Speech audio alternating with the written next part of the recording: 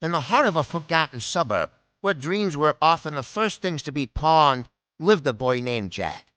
Born into a family that wrestled with scarcity daily, Jack's world was a tapestry of mended clothes and half-full plates. Yet within him burned a fire that the cold winds of poverty could not extinguish. He was a boy who saw not the grit and grind, but a ladder in every challenge. While other kids played, Jack worked odd jobs. Each coin saved a testament to his resolve. He devoured books under the dim flicker of a street lamp, teaching himself the language of numbers and markets, a world away from his own, at 18. With a small trove of savings and a heart full of audacity, he stepped into the lion's den, the stock market. His family watched, a mix of fear and hope in their eyes, as he wagered his hard-earned pennies on the grand casino of capitalism. It was a gamble, but Jack wasn't just a gambler. He was a student of the game. His initial stumbles were harsh lessons, but each fall only taught him how to rise stronger. He learned to read the market's pulse, to sense its ebbs and flows, turning his meager savings into a small fortune. Success did not build walls around Jack's heart, it built bridges. He never forgot the cobbled streets of his youth or the taste of his shared meal. His first act of wealth was to lift his family from their struggles, to erase the lines of worry from his parents' faces. But his ambition was larger than just his own kid. He poured his resources back into the community that had, in its own tough way, raised him. He funded scholarships for kids who, like him, had nothing but a hunger to learn. He invested in local businesses, breathing life back into the forgotten suburb. Years later, looking out from a skyscraper that touched the clouds, Jack saw the reflection of the boy under the street lamp. His journey from the depths of poverty to the zenith of prosperity was not just a story of wealth, but a testament to the unyielding power of the human spirit. He had learned that true wealth wasn't in the figures in a bank account, but in the lives you could change, and the hope you could inspire.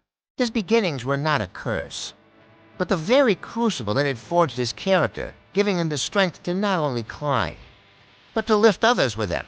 Hey everyone, welcome back. Last time, we saw Jack transform his life, becoming a beacon of hope through his philanthropic work. He built schools, funded hospitals, and changed countless lives. But what happens when the person who's always helping others suddenly needs help himself? One morning, Jack received a phone call. It was news about his childhood mentor, the very person who first inspired him to give back. He was in trouble, facing a crisis that money alone couldn't solve. Suddenly, Jack's world was turned upside down. This wasn't about funding a project. It was a deeply personal battle. He had to drop everything and face a new kind of challenge, one that would test his spirit in ways he never imagined. What happened next? Hit that subscribe button or follow Jack's journey and find out. Thanks for watching. Have you ever had someone in your life who changed everything for you? For me, that was Chen. He was more than a mentor. He was the one who saw potential in me when I was just a lost kid.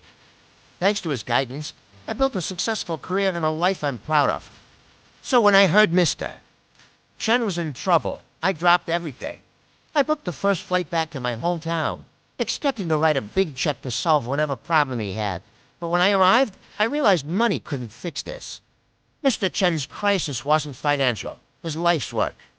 A community center that had been a safe haven for generations of kids was on the verge of being shut down. The building was old and falling apart, and the city had deemed it unsafe. But more than that, the spirit of the place was fading. The vibrant murals were peeling, the basketball court was cracked, and the library shelves were nearly empty. Mr. Chen looked defeated. His usual spot completely gone. He told me the community had lost its connection to the center. People were busy, and the sense of shared purpose had disappeared. My heart sank. This was a problem far bigger than I had anticipated. My money could patch up the building, but it couldn't rebuild a community's soul. I felt helpless for the first time in a long time. I didn't have a clear solution. I walked through the empty halls, the silence echoing with memories of my own childhood, of laughter, of learning, of belonging. I couldn't let this place die, so I decided to do what Mr. Chen had taught me, roll up my sleeves and connect with people. I started by finding my old friends, the ones who grew up with me at the center. I tracked down Sarah, now a brilliant architect, and Mike, who ran a successful construction company. I found Emily, a marketing genius. I pitched them my crazy idea. Let's not just renovate the building. Let's relaunch the dream. Let's bring the heart back to our hometown. At first, they were hesitant. They were busy with their own lives, their own careers. But as I shared stories of Miska, Chen, and with the sentimentalists, I saw the same spark ignite in their eyes. We organized a community meeting. It started small, with just a few curious neighbors. We didn't ask for money. Instead, we asked for their time, their skills, their memories. We set up a website, sharing old photos and stories, reminding everyone of the center's legacy. The response was slow, but then it grew. A local bakery donated snacks for our volunteer workdays. An elderly woman taught kids how to knit in the library. Mike's construction crew volunteered on weekends, teaching young people valuable trade skills as they repaired the walls. Sarah redesigned the space to be more open and modern while preserving its historic charm.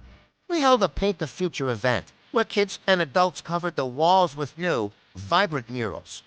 The climax was our grand reopening. The center was transformed. It wasn't just a building, it was alive. The library was full, the basketball court was packed, and the air buzzed with energy and laughter. Chen stood on the stage, tears in his eyes, not of sadness, but of overwhelming joy. He looked at me and said, "Jack, you didn't just save a building. You brought our family back together." Looking out at the crowd, I realized this was the greatest investment I had ever made. It wasn't about money or success. It was about giving back to the person and the place that gave me everything. That was a reminder that the most valuable things in life aren't things at all, but the connections we build and the communities we nurture. Thank you so much for watching. If this story resonated with you, please hit that like button and subscribe for more. See you next time.